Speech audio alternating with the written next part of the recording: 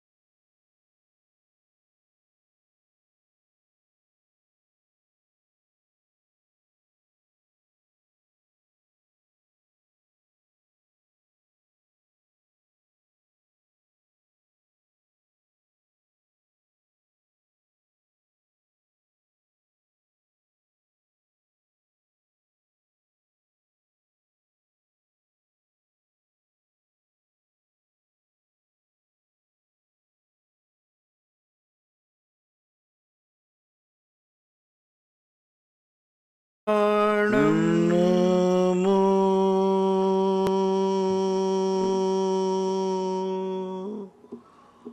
वज्झायाणं नमो वज्झायाणं नमो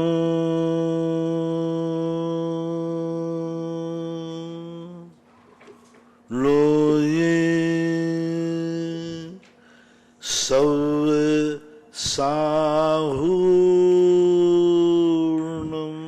नमो लोये सब्बे साहूर्णम्। पंच परमेष्टि भगवान की जय। आचार्य श्री गुरुवर कुंद कुंद महाराज की जय। आचार्य श्री गुरुवर विद्यासागर महाराज की जय। परम पूज्य निर्यापक श्रमण मुनि पुंगाव श्री सुधासागर जी महाराज की जय। समस्त मुनि संघ की जय। परम पूज्य चुल्लक श्री गंभीर सागर जी महाराज की जय। नमोस्तु महाराज जी। जयमाला जैन तीर्थोदय मैनेजर पूछते हैं 63 सलाह का पुरुष होते हैं और 169 महापुरुष होते हैं, लेकिन तीर्थंकर नारायण आदि सलाह का पुरुष और महापुरुष में क्यों गिने जाते हैं? महापुरुष का गिनने का मूल कारण रहता है कि उनकी नियोगी वैभव नहीं होता। जैसे उनका स्वयं का अपने आप में कोई वैभव नहीं होता। तीर्थंकर के माता पिता तीर्थंकर के कारण से उनकी महिमा है, उनकी महिमा के कारण तीर्थंकर की महिमा नहीं है।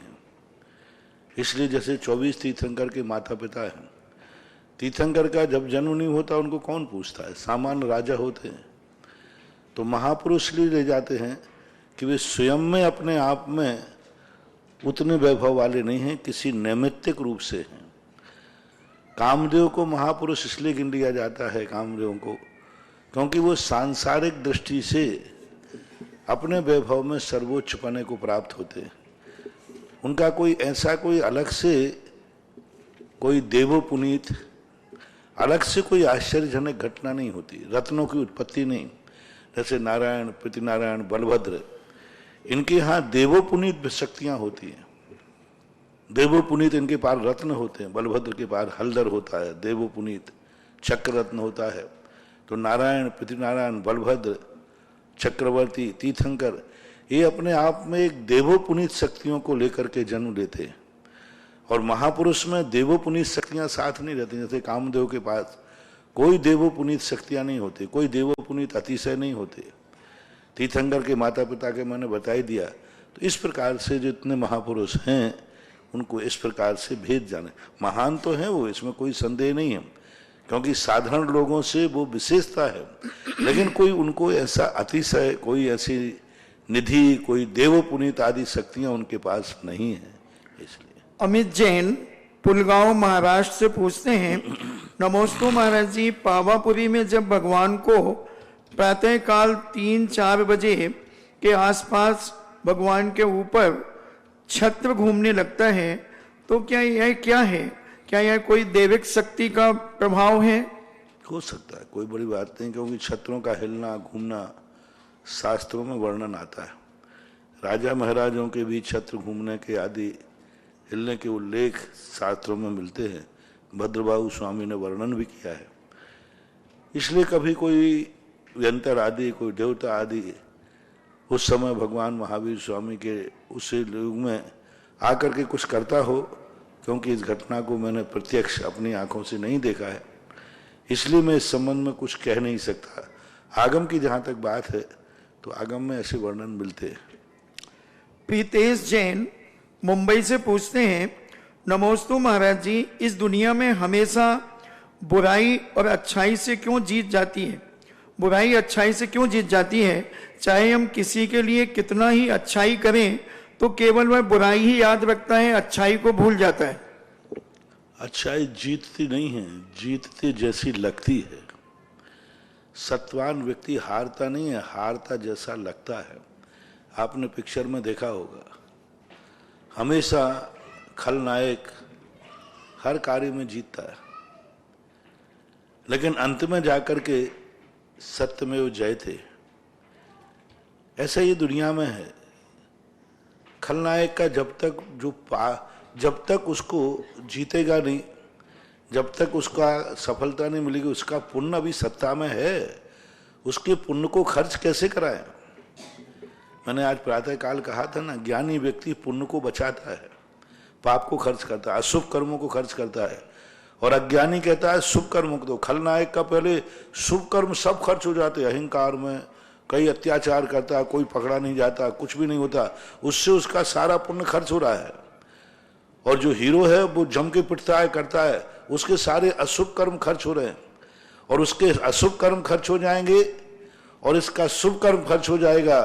फिर धीरे से एक धक्का देगा, खलनायक बिलट जाएगा और हीरो जीत जाएगा। अंत में 5 मिनट, हीरो के पूरे पिक्चर में अंत के 5 मिनट होते हैं। कितने घंटे की होती पिक्चर? कभी 2-3 घंटे की होती। 3 घंटे के अंदर 2.5 घंटे तक तो किसका राज्य चलता है? खलनायक का जम के धमाल चौकड़ी चलती है।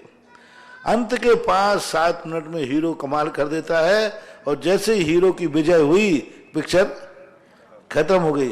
यानी सारी पिक्चर किसको दिखाने के लिए थी?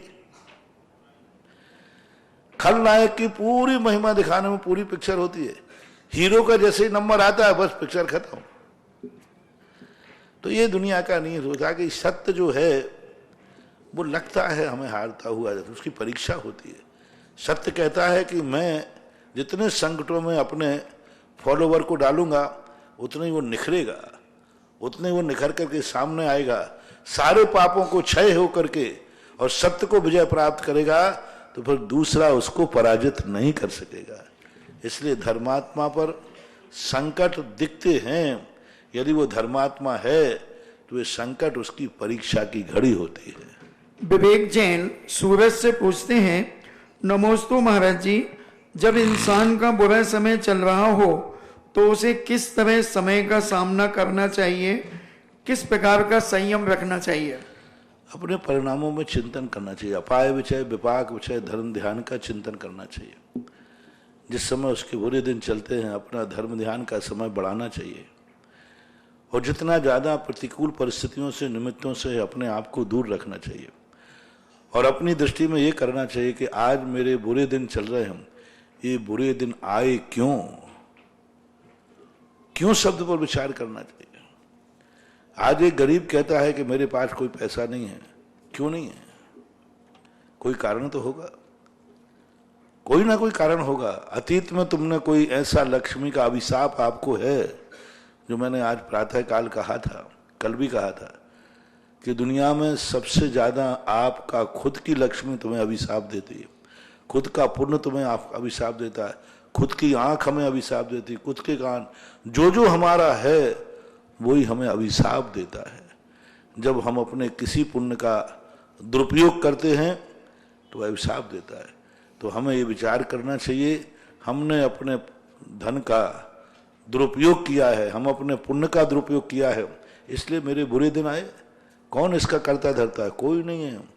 जे कर्म पूरब किए हैं खोटे सहे क्यों नहीं जेरा। बस यही मात एक ऐसा चिंतन है जो हमारे परिणामों को शांत करता रखता है और बुरे दिनों में भी हमारा साहस बना के रख सकता है। दीदी पूछती हैं, नमोस्तु महाराज जी, आपने कहा था 6 महीने से ज्यादा किसी से झगड़ा रहा तो गुणस्थान मिथ्यात हो जाता है। तो जिज्ञासा है, किसी से ना बनती हो तो झगड़ा ना हो, इसलिए हम किसी से बात ना करें, उसका घर आना जाना ना हो तो भी क्या हमारा मिथ्यात गुणस्थान हो जाएगा? यदि अपने मन में कोई कसाय भाव नहीं है, कोई राग द्वेषादि भाव नहीं है, तो दोषवादे च मौन्यम, माध्यस्थ वृत्तौ विपरीत वृत्तौ माध्यस्थ। विपरीत वृत्ति वाला होने से माध्यस्थ होने में कोई आपत्ति नहीं है, लेकिन बस अंदर कसाय नहीं होना चाहिए, कुड़न नहीं होना चाहिए, उसके प्रति द्वेष भाव नहीं होना चाहिए, उसके विनाश के प्रति, उसके बुरे के प्रति मन में परिणाम नहीं आना चाहिए। राजेंद्र जैन गुरुग्राम हरियाणा से पूछते हैं, नमोस्तु महाराज जी, क्या जिनेन्द्र भगवान की प्रतिमा के चरण माताएं बहनें स्त्रियां त्यागी पीति आरिकाएं छू सकती हैं क्या? चरण होते ही नहीं, अपने आचरण चिन्ह होते हैं। जिनेन्द्र भगवान की प्रतिमा नहीं, जिनेन्द्र भगवान की प्रतिमाओं के महाराजों के चरण नहीं छूना चाहिए, मर्यादा का ध्यान रखना चाहिए।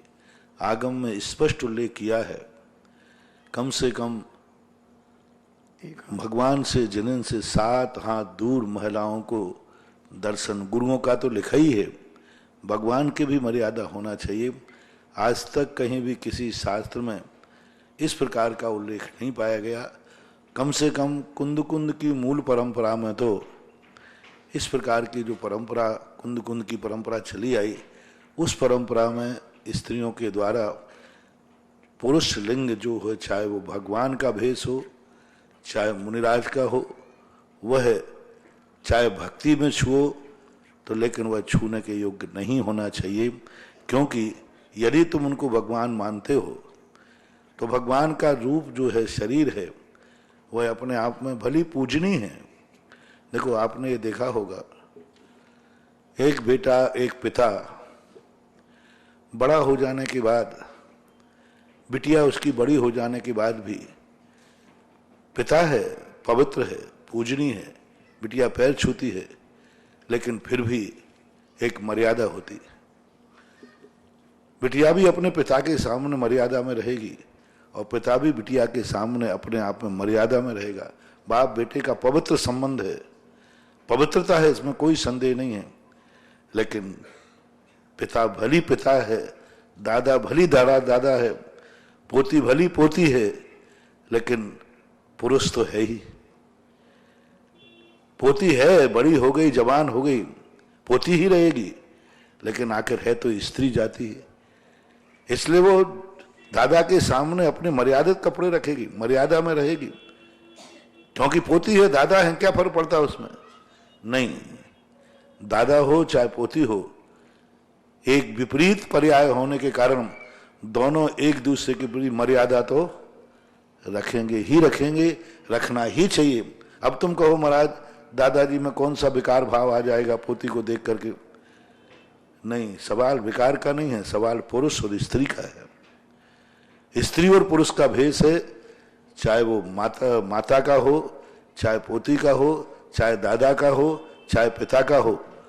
पुरुष और स्त्री के भेद की जो सीमाएं हैं, उन सीमाओं को ध्यान में रखना ही चाहिए। नमोस्तु महाराज जी, प्रवीण जागी सोद जैन खांदू कॉलोनी बांसवाड़ा से पूछते हैं कि महाराज जी, एक संत का प्रवचन मैंने मोबाइल पर सुना, तो वो कहते हैं कि जलाभिषेक करने से जीवों की बहुत ज्यादा हिंसा होती है, क्योंकि पानी प्राशुक आदि करना पड़ता है, तो पंचामृत अभिषेक की अपेक्षा जल में ज्यादा हिंसा होती है। तो क्या ऐसा है? अब क्या पता भाई, उनके वो मारे। दुनिया में जल तो 24 घंटे लगा, दूध दही घी में कितनी हिंसा होती है, चींटियां कीड़े पड़ जाते हैं। गोमटेश बाहुबली के अभिषेक का दृश्य देखो क्या था। अब एक उतरकना है, ये मेरे से क्यों पूछ रहे हो?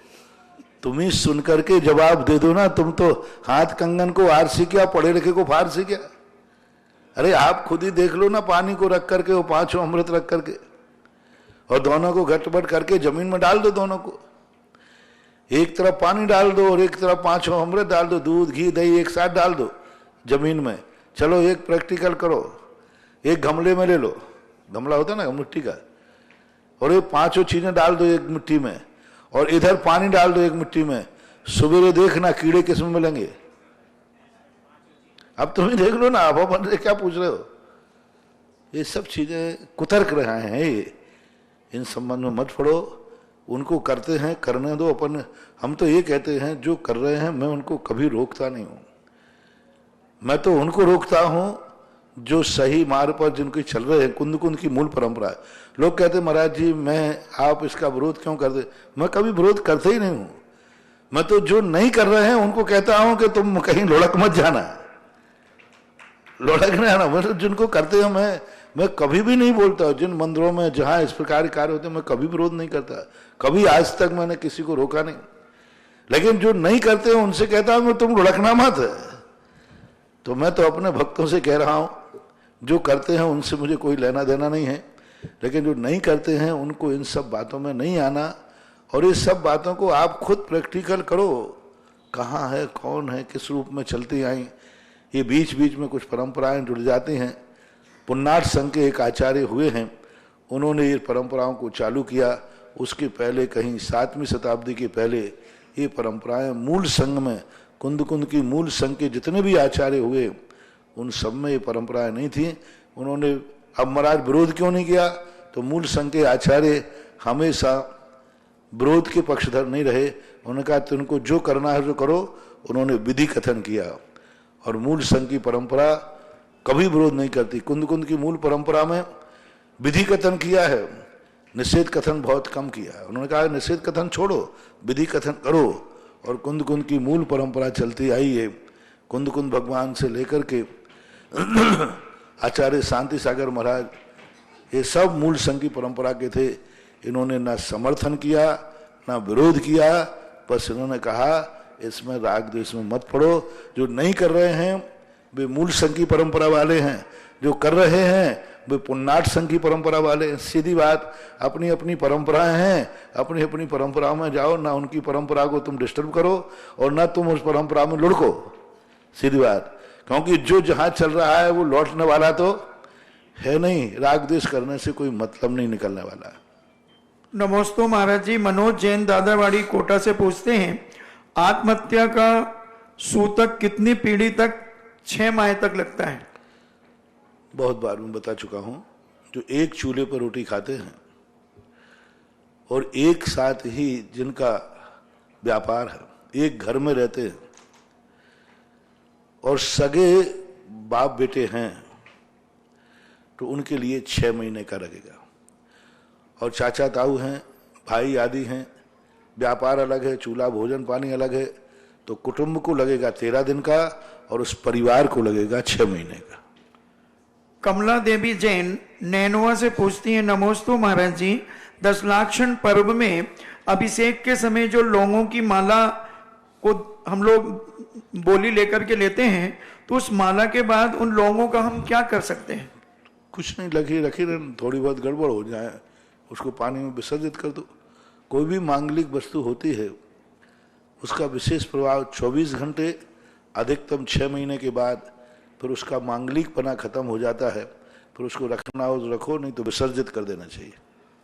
नमोस्तु गुरुवर रमेश गदिया गांधी धाम से कहते हैं, पूछते हैं गुरुवर, भारत सरकार एक ऐसा कानून लेकर आ रही है कि जितने भी मंदिर या ट्रस्ट हैं उसमें जितना भी सोना है वह सरकार को बताना पड़ेगा और उसका एक उचित दर से कर चुकाना पड़ेगा और फिर वह सोना बैंक में जमा करना पड़ेगा। उस पर सरकार आपको ब्याज देगी। और उसको जो सलाह दे रहे हैं वह कह रहे हैं कि भगवान के पास इतने सोने की क्या जरूरत है, और वह सोना अगर बैंक में आएगा तो देश की मद्दी दूर हो जाएगी। तो गुरुवर, क्या भगवान को सोने की जरूरत नहीं है, पर उनसे क्या देश की मद्दी दूर हो जाएगी। सोने की जो स्टॉक रखे हैं उन्हीं की होगी। बाकी छत्र हैं, चवर हैं, आभूषण हैं, जो उनके धर्म हैं, जो उनका श्रृंगार है, जो उनका वैभव है, उसको तो वो जब्त नहीं कर लेंगे। तो कोई दिगंबर जैन मंदिर में इतना सोना नहीं है कि सरकार की जरूरत पड़े। अपना बात तो उतना ही है, दिगंबर ऑलवेज दिगंबर। कोई ज्यादा किसी के पास नहीं, थोड़ा बहुत पड़ा होगा तो उसकी झाड़ी बनवा लेना, छत्र बनवा लेना, पांडुक शिला बनवा लेना, जो भगवान के मंदिर के आवश्यक कार्य हैं उनको सोने के बनवा लेना। अपन को रखना ही नहीं है कोई ज्यादा।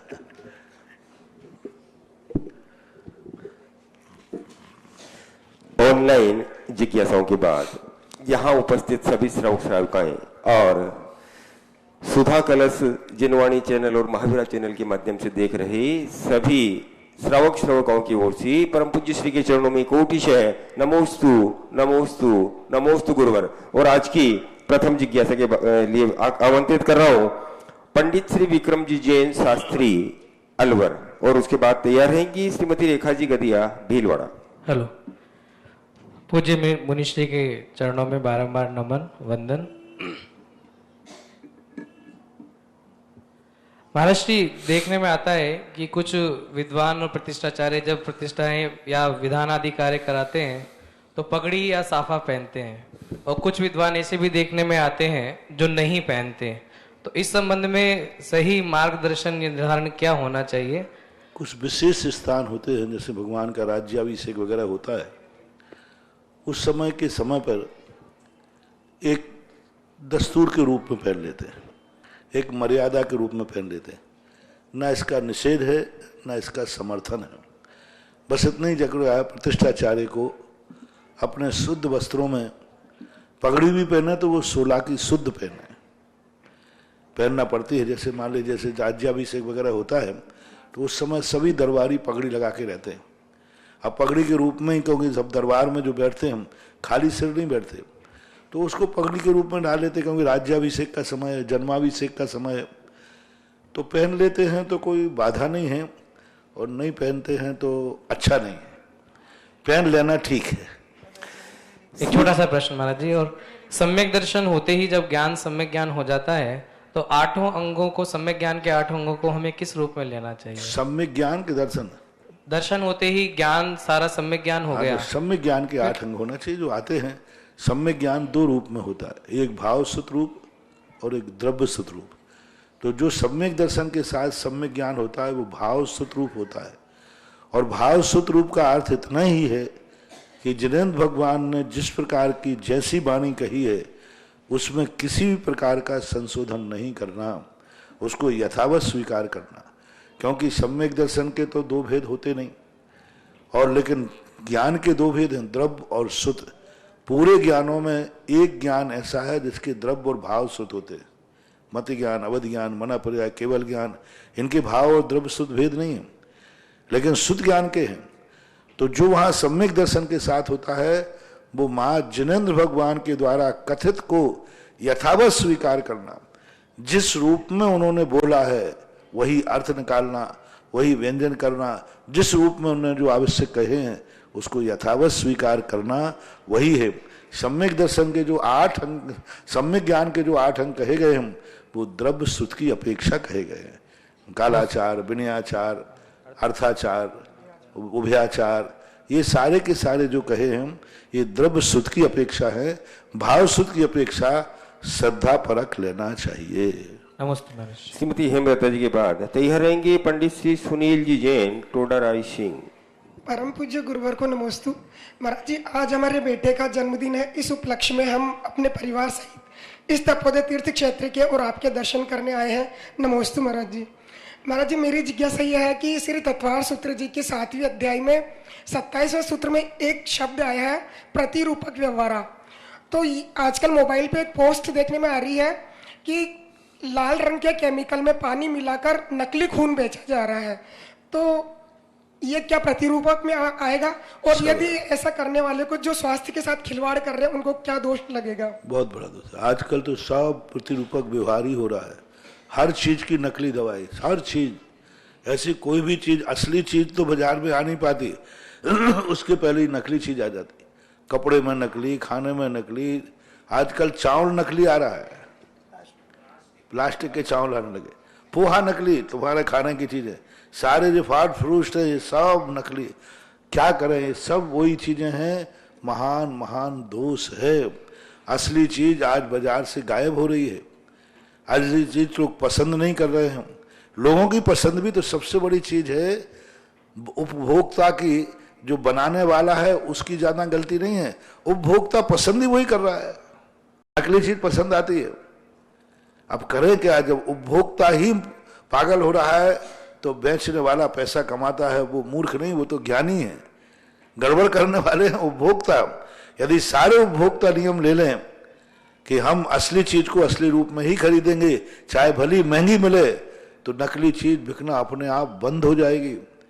90% नकली चीजें धोखे से नहीं बिकती, नकली नकली मान के ही बिकती हैं और आप लोग खरीदते हो। आपको मालूम है कि गलत है, आपको सबको मालूम, 90% लोग सबको मालूम है कि तंबाकू स्वास्थ्य के लिए हानिकारक है।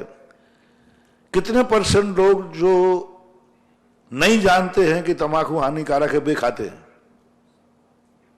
ऐसे कितने लोग हैं जिनको मालूम नहीं है कि तंबाकू गुटखा स्वास्थ्य के लिए हानिकारक नहीं है, इसलिए वो खा रहे थे?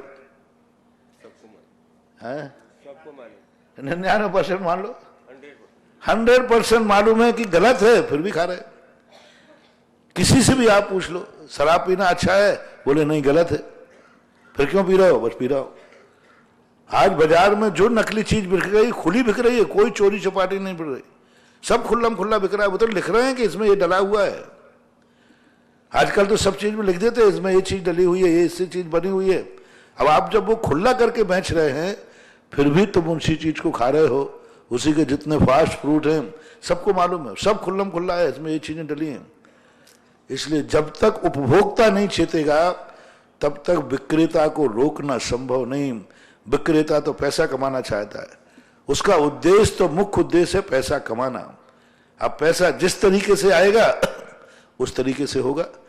एक मोहल्ले में एक भी मांसाहारी नहीं रहता था और वहां अंडे का ठेला रखता था। अंडे का ठेला लगना क्या बता रहा है? ठेला, कोई भी हाथ ठेला कहां खड़ा करता है?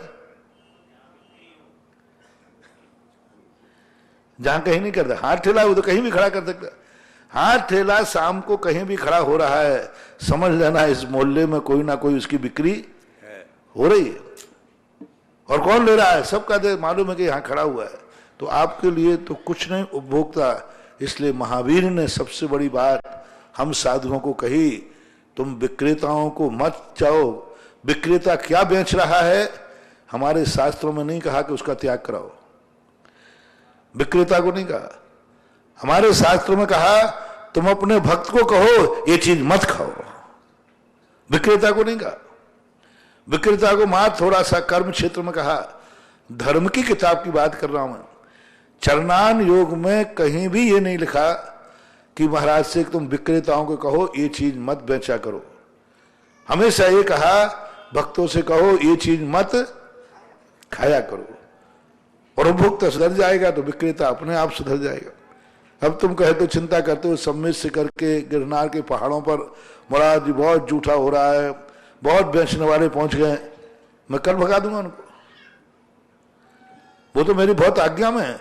जो शिखर जी में रस्ते रस्ते बेच रहे हैं ना, वो सब मेरी आज्ञा में, चिंता मत करना, सब मेरी आज्ञा में। 1 हफ्ता लगेगा वो नीचे आ जाएंगे। तुम लोग मेरी आज्ञा में नहीं हो। सारे भारत के जैनी एक नियम ले लें, हम पहाड़ पे कुछ भी नहीं खाएंगे, वे कली बेचारे सब नीचे आ जाएंगे। लेकिन अब वो वहां जाके तुम खाते हो, उनको डबल पैसा मिलता है, तो वो तो पैसा कमाने के लिए पारसनाथ के अंदर भी बिकेगा तो वो तो अंदर भी बेचेंगे। सब गलती भोक्ताओं की है। ऐसा पंडित सुनील जैन के बाद तैयार रहेंगी श्रीमती हेमलता जी गंगवाल, बड़ी सादड़ी। नमस्ते महाराज जी। महाराज जी 12 भावनाएं वैराग्य को बढ़ाने वाली है, तो मेरा प्रश्न है कि इन 12 भावनाओं का मनन चिंतन या पठन पाठ क्या जिनेंद्र भगवान की प्रतिमा के सामने कर सकते हैं? क्या कर सकते हैं, लेकिन पूजा के समय नहीं, आहार के समय नहीं, मांगलिक कार्य के समय नहीं। चिंतन करने में कोई बाधा नहीं, पढ़ने में कोई बाधा नहीं। लेकिन अब तुम शांति धारा चल रहे है, उस समय पढ़ रहे हो, नव द्वार बह घेनकारी, हरि देह करे के मैं यारी। क्या अब वहां भगवान का गंधोदक वहां गंधोदक में एनर्जी आ रही है और तुम कह रहे घिनकारी। तो हर चीज का एक समय होता है। अब महाराज का हार चल रहा है और तुमने 12 होना पढ़ दिया थी, महाराज ने कहा ठीक है, अब काय खावे जब घिनकारी है तो अंतराय करना पड़ेगा। 12 भावना यदि पढ़ दी, महाराज हार कर रहे हैं तो अंतराय करना पड़ेगा। अब कहे भाई क्यों कर रहे हैं, बोले आप 12 भावना पढ़ो। अरे भैया 12 भावना महाराज ने अंतराय कर दिया। 12 भावना में अंतराय नहीं किया, उसका वर्णन हाड़ पिंजड़ा दे कैसी कैसी बातें आई उसमें। सही। आहार के समय, मांगलिक के समय, अभिषेक आदि के समय 12 भावनाएं उपयुक्त नहीं। बाकी चिंतन और भी अन्य समय पर 12 भावना पढ़ने में कोई आपत्ति नहीं, पढ़ सकते। श्रीमती हेमलता जी गंगवाल की बात तैयार रहेंगी। ब्रह्मचारी श्री धर्मचंद जी जैन, सूरत। महाराज श्री जैसे मान लीजिए तुम लोग, जैसे अब कोई मांगलिक कार्यक्रम है, मान लो नागल कर रहे हो दुकान का, मकान का, या यूं मानो बेटा बहू अभी आए हैं, वो क्या बोलते हैं दरवाजे पे आगवाने प्रवेश, गृह प्रवेश अभी आए हैं, और उस समय तुम राजा राणा छत्रपति मरना सबको एक। अब किस समय पढ़ रहे हो? जिस समय वर वधू पीछे प्रवेश कर रहे हैं। राम राम सत्य, सत्य तो है, लेकिन किस समय पढ़ना चाहिए ये विचार होना चाहिए। हेमलता जी जैन, महाराज श्री हेमलता जी जैन गंगवाल परिवार जो हैं, इनमें आज तपोदय तीर्थ क्षेत्र पर जो सहस्कूट जिनालय बन रहा है, उस सहस्कूट जिनालय में एक 4.25 फुट वाली प्रतिमा विराजमान करने का सौभाग्य प्राप्त किया है और भाव बनाए हैं, और 5 कलश की राशि से 1.25 फुट की प्रतिमा विराजमान करने का सौभाग्य प्राप्त किया है। परिवार का नाम है विनोद कुमार जी, हेमलता जी, अक्षांश जी, प्रियंकिता जी, अमायरा जैन, बड़ी सादड़ी, जिला चित्तौड़गढ़। तो वहीं से हेमलता जी आप खड़ी खड़ी परम पूज्य श्री को नमोस्तु अर्पित करें और आशीर्वाद प्राप्त करें और अपनी जिज्ञासा रखें। भावी तीर्थंकर बनने वाले मेरे आराध्य गुरुवर, आपको मेरा मन से वचन से काय से बारंबार नमोस्तु नमोस्तु नमोस्तु। हे गुरुवर, मेरी ये शंका है कि पंचकला की तिथि में जब हम भगवान का जाप करते हैं तो उसमें हम ओम ब्रीम श्रीम क्लीम एम अहरम ये विजप्त लगा के जाप कर सकते हैं या नहीं? काय में 24 भगवान का जाप करते हैं उसमें हाँ कर सकते, कोई बात नहीं, कोई बात नहीं, कर सकते। और एक प्रश्न है कि पुरानी पीछे महाराज की ली हुई पड़ी है, महाराज की ली हुई पड़ी, तो उसका क्या करें? यदि अभी ठीक ठाक हो, जीर्ण शीर्ण हो चुकी है, जीर्ण शीर्ण हो गई, तो उसको मिट्टी के अंदर दबा दो, पानी के अंदर नहीं डालना, क्योंकि उसमें मछलियों आदि को तकलीफ हो जाएगी। गड्ढा खोद करके मिट्टी के अंदर दबा दो, एक बरसात के बाद वो अपने आप खत्म हो जाएगी। ऐसे नमस्ते नमस्ते। ब्रह्मचारी श्री धर्मचंद जी जैन की बात तैयार रहेगी। श्रीमती कल्पना जी जैन, ललितपुर। महाराज जी, मेरी जिज्ञासा है कि अब मेरी उम्र 79-79 की हो गई है और अब मेरे को अंदर से 50% इंद्रियां भी शिथिल हो गई हैं और दिमाग भी थोड़ा शिथिल हो गया है। तो अब मेरी जिज्ञासा भगवान में किस दिशा में बढ़ूं, या समर्थो मार्गदर्शन दो। आशीर्वाद है, बहुत अच्छा, तो कई बार दे चुका हूँ, जो दिया है उसी का अच्छी तरह पालन करो, मेरा आशीर्वाद है। कल्पना जी जैन, ललितपुर के बाद तैयार रहेंगे ब्रह्मचारी श्री सनत भैया जी। हम अज्ञानी जीवों पर परम उपकारी गुरुवर के चरणों में कोटि सा नमन, सब परिवार रिश्तेदारों सहित कोटि सा नमन। नमोस्तु नमोस्तु नमोस्तु। महाराज जी, महाराज जी, मेरी जिज्ञासा है कि तृण चौकी सिल शैल शिखर नहीं, आत्म समाधि के आसन, संस्त्र पूजा संग सम्मिलन नहीं, समाधि के साधन, इसका आप कागज पे लिख के दे दो कैसा है, क्योंकि आप लोग पढ़ते समय थोड़ा चूक कर देते हैं। नमोस्तु मेरे, कोई भी दोहा श्लोक ऐसे होते हैं ना, तो बोलने में उसका शब्द गलत हो जाता है। थोड़ा एक शब्द यहाँ वहाँ हो जाए, स्वल्प विराम यहाँ वहाँ हो जाए, तो आप कागज पे लिख के दे देना, मैं अर्थ बता दूंगा। जी महाराज जी, ये जिज्ञासा और है, जैसे सुआ सूतक में महाराज जी कितने दिन, कितनी सीमा रहती है? जैसे 10 दिन का वो जन्म का रहता और 13 दिन का मरण का। ठीक है, ब्रह्मचारी सनत भैया जी की बात यह रहेगी। श्रीमती कोमल जी जैन महुआ। ठीक है, आज सही है, 10 दिन का 13 दिन, बस ऐसी है सही। कितने अंदर मंदिर में अंदर जाने की और पुस्तक, जैसे कुछ लोग 10 दिन तक मंदिर के उस स्थान पर नहीं जाना चाहिए, 13 दिन तक उस स्थान पर नहीं जाना चाहिए जहां पर लोग भगवान का अभिषेक करते हैं, शुद्ध वस्त्र पहनकर पूजा करते हैं। और जिनवाणी वगैरह जैसे किसी से खुलवा के पढ़ते रहते हैं। हाँ, कोई खुलवा के कोई पढ़ लेता है तो कोई बाधा नहीं है, लेकिन बस उस एरिया से नहीं, भगवान के बिल्कुल पास जाना, वेदी के बिल्कुल पास जाना, जहाँ शुद्ध धोती दुपट्टा पहन करके पूजा करते हैं, उसके लिए हमारे यहाँ एक इसका वर्णन आता है, साल बोलते हैं। मंदिर के अंदर प्रवेश करते एक साल होती है, साल का होता है बरामदा, उस बरामदे तक ही सुतक वालों को जाना चाहिए। जो कुटुंबी जन है वे वहां तक जा सकते हैं जहां एक नृत्य मंडप होता है। तो नृत्य मंडप और गर्भालय, 3 चीजें, गर्भालय, कौली, नृत्य मंडप, श्रृंगार चौकी। जब महासूतक रहता है तो व्यक्ति श्रृंगार चौकी तक जा सकता है। श्रृंगार चौकी का अर्थ होता है गेट के बाहर जो दरवाजे हैं, किवाड़ों के बाहर, वहां से करें। दूसरे में यदि लघु सूतक है कुटुंब में तो वो साल तक जाएं, अधिकतम यदि मंदिर में आंगन है तो वहां तक जाएं। गर्भालय के पास कदापि नहीं जाएं, और जहां पूजा करने वाले खड़े होते हैं शुद्ध वस्त्र पहन करके वहां नहीं जाएं, और टेबल को न छुएं, उस जिनवानी को न छुएं, माला को न छुएं, मंदिर की कोई भी चटाई फर्श आदि को न छुएं। नमोस्तु महाराज। सनत भैया जी की बात यह रहेगी। कोमल जी जैन महुआ।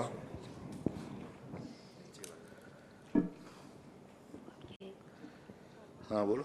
नमोस्तु महाराज जी। हाँ बोलो। नमोस्तु महाराज जी। बचपन में हमारे समय में, शिक्षा के समय 3G और 4G नेटवर्क नहीं थे, पर गुरुजी एक थप्पड़ में ही हम सबको याद करा देते थे। पर आज के जमाने में सारी टेक्नोलॉजी होने के बावजूद भी, कोचिंग आदि की व्यवस्था होने के बावजूद भी, विद्यार्थी का यदि थोड़ा सा पेपर बिगड़ जाता है तो वो इतना बड़ा कदम उठा लेता है कि जिसमें पूरा परिवार रोने के लिए हो जाता है। आखिर ऐसा क्यों? उसमें मूल कारण माता पिता है, क्योंकि माता पिताओं के पास आज सीमित संतान है और उनकी सारी महत्वाकांक्षाएं उस बच्चे पर आधारित होती है। पहले बच्चे बहुत सारे होते थे, माता पिता को टेंशन नहीं होता था, एक नहीं पढ़ेगा तो टुकड़ों में पल जाएगा, 10-20 से लाइन लगी हुई है, क्या फायदा है, कोई ज्यादा उनको, और एक नहीं करेगा दूसरा अच्छा निकल जाएगा, तीसरा निकल जाएगा। आज एक 1 पीस हो रहा है, 1 या 2 बच्चे हैं, उनका सब कुछ, जो कुछ भी उनका सुख है, जो इच्छाएं हैं, सब उसी बच्चे में देखना चाहते, उस बच्चे को वो बड़े रूप में देखना चाहते, बहुत ऊंचाइयों पर उसको दबाव डालते हैं, उस पर प्रेशर करते हैं, उसको कोचिंग में भेजते हैं, उससे बार बार उसको उल्हाना देते हैं, वो डिप्रेशन में आ जाता है, इसे सुसाइड कर लेता है।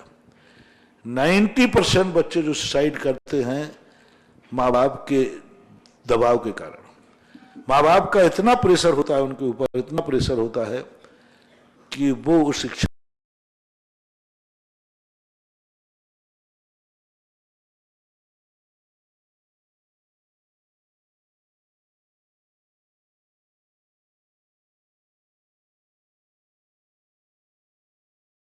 उनको इसकी कोई चिंता नहीं है। उनको चिंता है कि माँ बाप की इच्छाओं को मैं कैसे पूरी करूं। माँ बाप ने ऐसा टॉर्चर करके भेजा है कि तुम्हारी सब कुछ है, हमने तुम्हारे लिए सब बेच दिया, सारी जायदाद दे दी,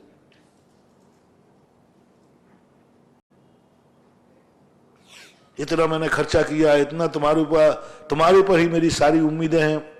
बोले वो मेरे दिमाग में घूमता है, इसलिए मैं मरने का भाव करता हूं, इसलिए डिप्रेशन में है। वे अपनी 90% बच्चे अपनी स्वयं की जिंदगी के कारण कभी सुसाइड नहीं करते, कभी डिप्रेशन में नहीं आते। उनके माँ बाप, उनके परिवार की महत्वाकांक्षाएं, मैं तो कई बार कहता हूं, बेटे से इतनी महत्वाकांक्षाएं मत करो कि बेटा बेचारा पूरा ना कर पाए और डिप्रेशन में चला जाए। बेटों को गद्दी दो। जैनी एक क्षत्रिय जाति है, वो नौकरी नहीं देती, वो गद्दी देती है। हर माँ बाप को अपनी गद्दी बनाना चाहिए और बेटे को गद्दी देके जाना चाहिए। आजकल गद्दी दे ही नहीं रहा है, आज एक नौकरी करने वाले बेटों के भविष्य के उज्जवल नहीं है। एक मान लीजिए कलेक्टर बन गया, कोई जरूरी उसका बेटा कलेक्टर ही बनेगा? नहीं उसकी योग्यता। क्या दिया तुमने वसीयत में? तुम कलेक्टर बनकर आईएएस ऑफिसर बने, आईजी आईडीजी बने गए, सब बन गए, लेकिन बेटा तो क्लर्क भी नहीं बन पाया, उसकी योग्यता नहीं थी। लेकिन यदि वो व्यापारी होगा तो अपने बेटे को गद्दी दे के जाएगा, गद्दी देगा, जो वो है वह बेटे को बना के जाएगा। कलेक्टर अपने बेटे को कलेक्टर नहीं बना पाएगा, एसपी अपने बेटे को एसपी नहीं बना पाएगा, मास्टर अपने बेटे को मास्टर नहीं बना पाएगा, क्योंकि वो तुम्हारे हाथ में है ही नहीं। लेकिन एक व्यापारी अपने बेटे को व्यापारी जरूर बनाता है। इसलिए जैन दर्शन कहता है गृहस्थ को अपनी यदि पीढ़ी चलाना है तो गद्दी बनाए। गद्दी का अर्थ ऑफिस, व्यापार, उसको व्यापार में पारंगत करे, अपनी गद्दी पर बैठा लो उसको। राजा है तो राज गद्दी पर बैठेगा, सेठ है तो सेठ की गद्दी पर बैठेगा। बेटे को नौकर मत बनाओ, बेटे को सेठ बनाओ, भले वो छोटा व्यापार करे लेकिन सेठ बन के करे। कोमल जी जैन महुआ के बाद तैयार रहेंगे श्रीमान आलमचंद जी महाराज जी के बेगमगंज चरणों में त्रिबार नमोस्तु नमोस्तु नमो। महाराज जी मेरी जिज्ञासा है कि 24 तीर्थंकर, 12 चक्रवर्ती, 9 नारायण, 9 पतिनारायण, 9 बलदेव, ये तद्भव मोक्षगामी होते हैं क्या? नहीं, सभी तीर्थंकरों को छोड़कर के कोई भी तद्भव मोक्षगामी होने का नियम नहीं है। नारायण प्रतिनारायण का तो है ही नहीं। बलभद्रों में, चक्रवर्तियों में भजनी है, जा भी सकते हैं, नहीं भी जा सकते, तीर्थंकरों का नियम है। नमस्ते। आलम जी जैन के बाद तैयार रहेंगी श्रीमती प्रिया पटवारी बिजोलिया। नमोस्तु महाराज, नमोस्तु नमोस्तु नमोस्तु। महाराज जी मेरी एक शंका है कि सभी जीव निगोज से पहले, सबसे पहले निगोज से निकल के आए, तो निगोज में जाने के पहले वो कहाँ थे और किस कर्म की उदय से निगोज गए? मूल स्थानीय निगोद है।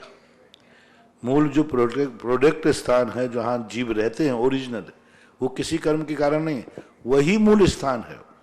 एक हमारे यहाँ नित्य निगोद करके होता है जहां से सभी जीव निकल के आते हैं, वो स्थानीय है। फिर द्वारावाद जो जाते हैं निगोद में, जिसे इतर निगोद बोलते हैं, तो इतर निगोद में जाने वाले लोग जरूर निगोद की तरफ जाते हैं।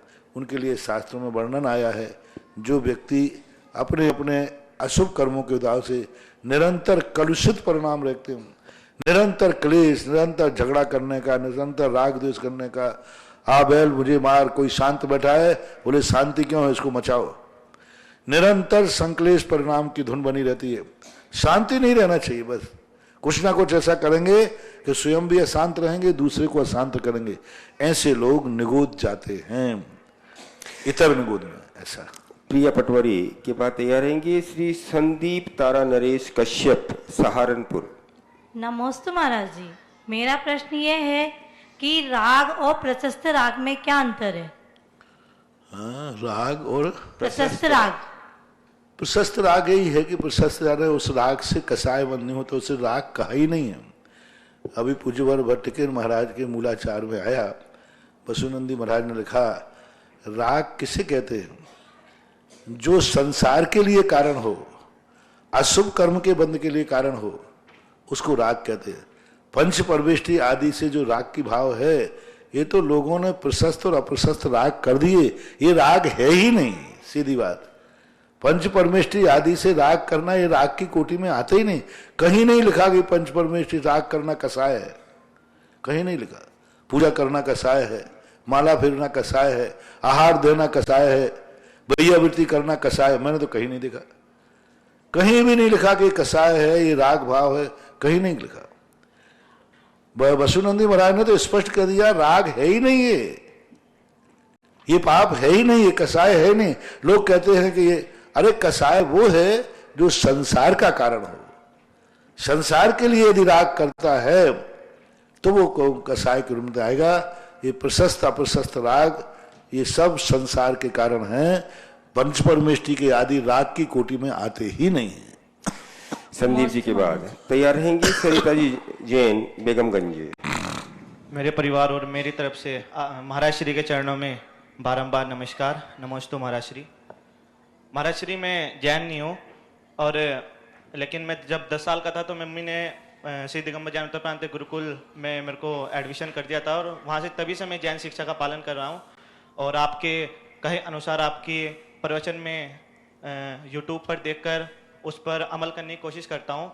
महाराज जी, जब मैं आ रहा था तो मन में बड़ी शंका आई थी कि महाराज जी से आर्थिक जीवन के बारे में बहुत कुछ पूछूंगा, ये पूछूंगा, वो पूछूंगा, लेकिन जब मैंने प्रस्थान किया मंदिर जी में तो सामने से आप आ रहे थे तो मुझे बहुत प्रसन्न लगा महाराज जी, और मैंने आपको हार दिया, आपके चरण महाराज जी स्पर्श किए।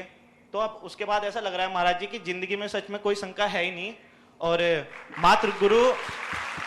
मात्र गुरु के चरण स्पर्श करने से और उनके दीदार करने से सब शंकाएं दूर हो जाती है। बस मैं इतना कहूंगा महाराज जी कि मुझ पर और मेरे परिवार पर अपनी कृपा बरसाए। और महाराज जी कि क्या एक नॉन जैन लड़का आहार कर सकता है या जिनेन्द्र देव जी के अभिषेक कर सकता है महाराज जी? वो मर्यादा है, उसको किस भूमिका में है उसका आगे पीछे बहुत बड़ा उसकी FIR बनाई जाएगी, सारा देखा जाएगा। किसी चीज को कानून नहीं बनाया जा सकता, ये अपवाद मार्ग कहलाते हैं। अपवाद मार्ग कानून नहीं होता, ये तात्कालिक सामाजिक पारिवारिक सरकारी कानूनन सारी प्रक्रियाओं पर ध्यान देना पड़ता है।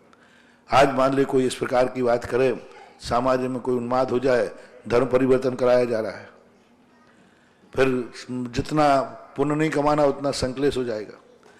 कोई सामाजिक विद्रोह हो जाता है तो शांति के स्थान पर अशांति हो जाए, कसाय भाव हो जाए, लोगों के अंदर छीटाकसी हो जाए, और कोई तो जो कोई कैसे कर रहा है और कोई उसको व्यंग कर देवे तो कसाय के स्थान पर बहुत बड़ी विपरीत स्थिति बन सकती है।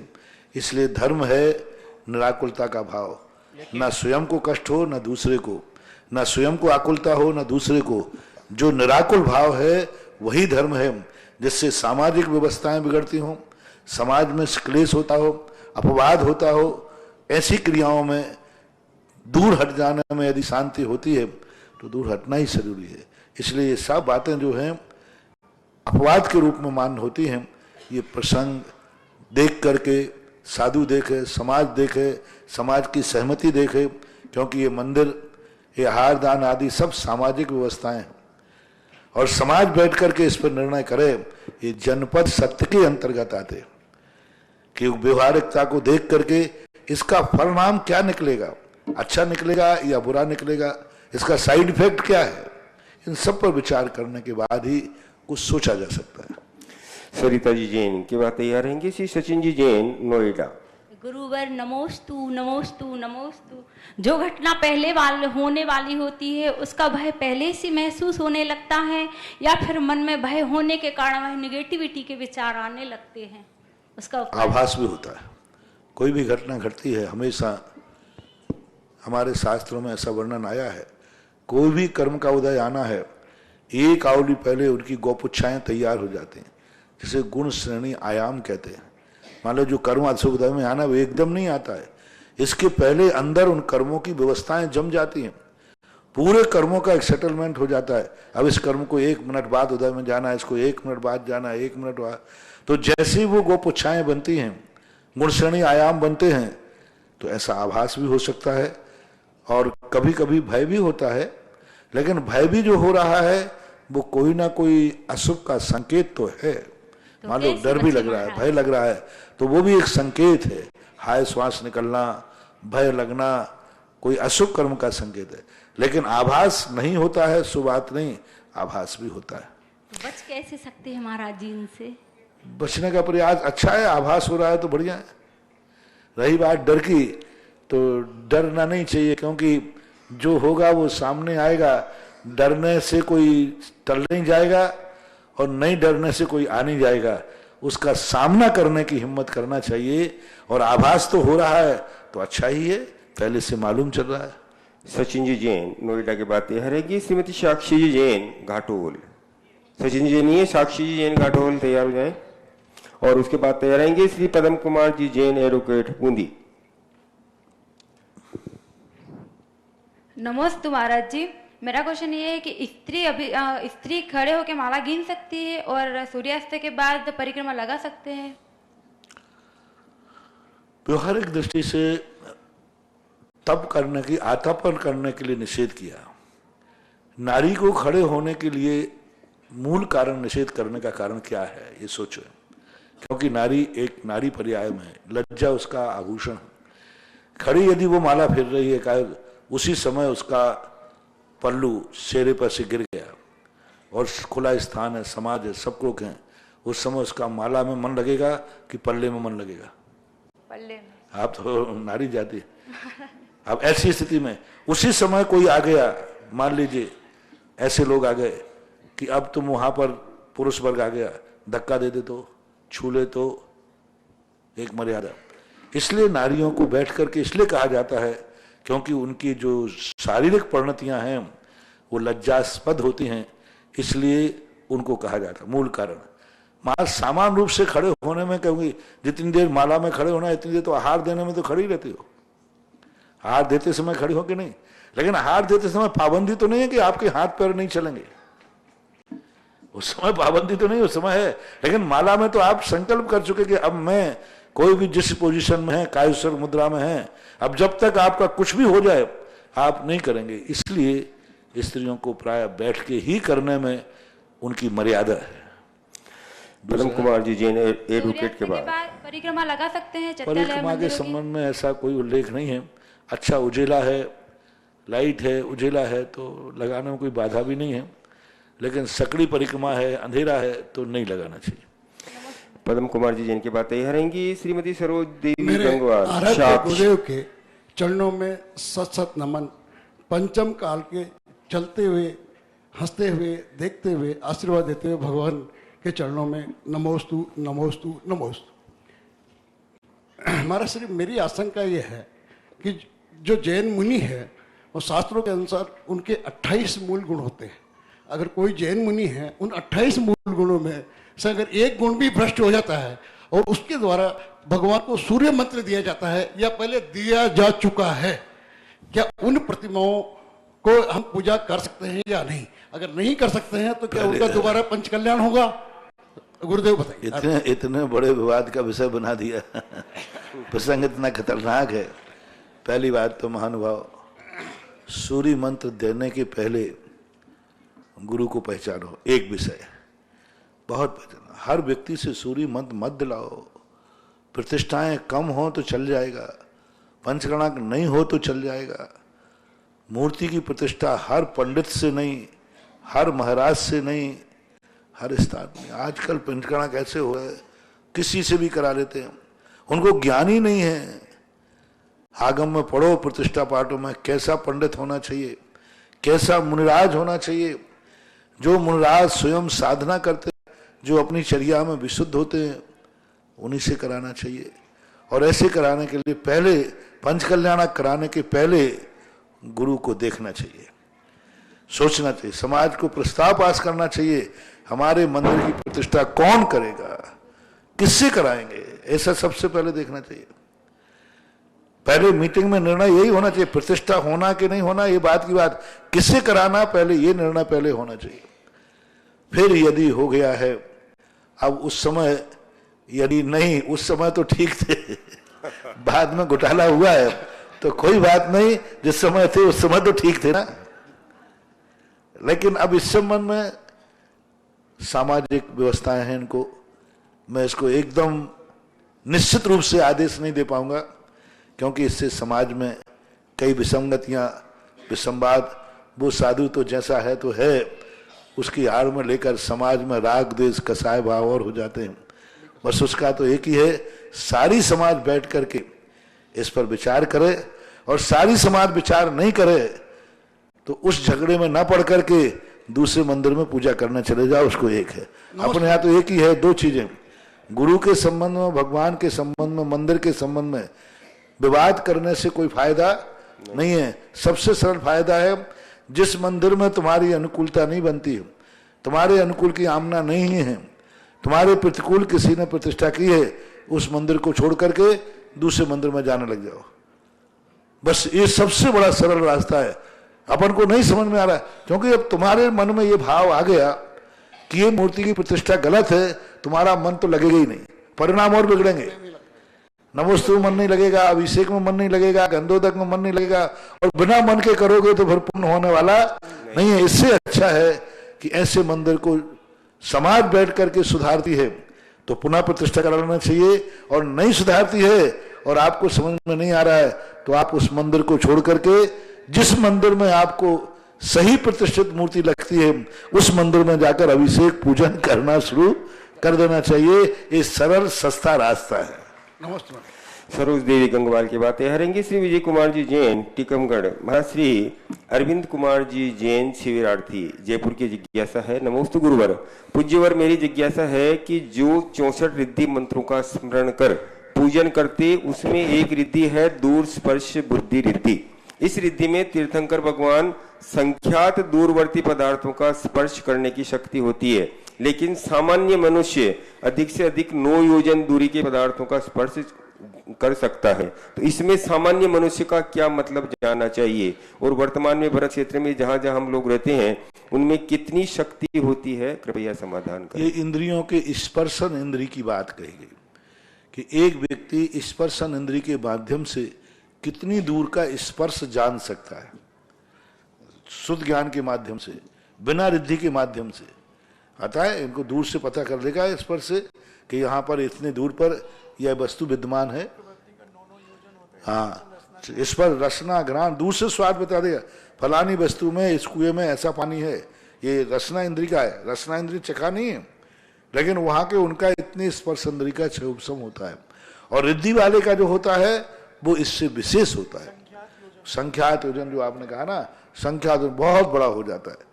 तो ये अपने शास्त्रों में ऐसा वर्णन आता है। सामान्य का अर्थ जो रिद्धिधारी के बिना, सामान्य का अर्थ सबका नहीं, यानी रिद्धि के पहले चक्रवर्ती वगैरह का, चक्रवर्ती है, तीर्थंकर है, नारायण प्रति नारायण है, इनका इंद्रियों का विषय क्षेत्र बड़ा बड़ा होता जाता है। रिद्धि का उन सबसे बड़ा होता है। ऐसा सरोज देवी जैन की बातें हरेंगे विजय कुमार जी जैन टीकमगढ़। सरोज देवी बोलिए। मेरे प्यारे महाराज जी, इष्ट देव को बारंबार मेरे परिवार की तरफ से बारंबार नमोस्तु नमोस्तु नमोस्तु। महाराज जी, सुबह उठ के हम 4 या 4:30 बजे से मान लो टाइम बांध के हम बैठ जाते हैं और ध्यान करते हैं, और मान लो कोई भी पाठ करते किसी भी का, तो वो सामायिक हो जाती है क्या? और दूसरी बात है कि सुबह सहस्त्रनाम 1008 नामों का ध्यान करने से क्या फल मिलता और कैसे करते हैं? सबसे अच्छा तो यही है कि सामायिक निर्विकल्प करें, तत्व चिंतन रूप करें, पाठ रूप ना करें। फर्स्ट एंड सामायिक, ना तो जाप करें उसमें जी, ना कोई पाठ करें, मात पंच परमेष्टि का चिंतन करें। पंच परमेष्टि का चिंतन करना अलग चीज है और जाप करना अलग चीज है। चिंतन में उनके गुणों का चिंतन किया जाता है, उनके द्रव्य गुण पर्यायों का चिंतन किया जाता है, और जाप में मात नाम मात फेरा जाता है। लेकिन यदि नहीं बनता है तो दूसरे नंबर पे यह उल्लेख बराबर आया है कि पाठ करना मन ही मन, जोर से नहीं, पाठ करना, जाप देना, ये भी सामायिक के अंतर्गत आया है। एक स्थान पर यह भी आया कि मौन आदि पूर्वक तीर्थ वंदना आदि करते हैं। सामायिक का समय सम्मेश करके वंदना चल रहे हैं तो मौन लेकर के अपने कुछ पाठ करते हुए जाकर के वंदना करना भी सामायिक के अंतर्गत आया है। अब इन चीजों पे 2 बातें विचार करना है। एक तो प्रतिमाधारी है, उसके लिए सामायिक नियत रूप से है, वो एक स्थान पर बैठ के ही करेगा जी, आवृत करके करे, क्योंकि प्रतिमाधारी की सामायिक आवृत अवनति पूर्वक होती है। आवृत यानी जान चारों दिशाओं को बैठ करके अवनति करके संकल्प करता है मैं इतनी देर तक इस स्थान से उठूंगा नहीं। इसलिए प्रतिमाधारी की सामायिक तो चाहे बोले वो सामायिक नहीं करे और बस ध्यान में बैठ जाए, हाँ, तो वो आवृत करके सामायिक करेगा और एक स्थान का परिमाण करके करेगा। वो तो पाठ आदि कुछ नहीं करके ध्यान करेगा, और अंदर यदि उसको पाठ याद है तो बिना किताब देखे पाठ करेगा। क्योंकि और जो अभ्यास रूप में कर रहे हैं, जिनकी प्रतिमाएं नहीं है, वो यदि ऐसा करते हैं तो कोई बाधा नहीं है, कर सकते हैं। और सहस्त्र नाम पढ़ने से मतलब वो 1008 सहस्त्र नाम तो पढ़ने भगवान के जितने नाम पुकारो, जितने बार नाम पुकारो, नाम की महिमा तो अचिंत है। तो सुबह सुबह करना चाहिए। हाँ, कभी भी करो, 24 घंटे करो, जब। इस कार्यक्रम के पुण्यार्चक थे श्री पन्नालाल जैन, श्रीमती सरला Jain, Shri Vivek बेनाड़ा, Shrimati Ketaki Benada, Aaradhya Devansh Benada, Benada bearings and piston limited.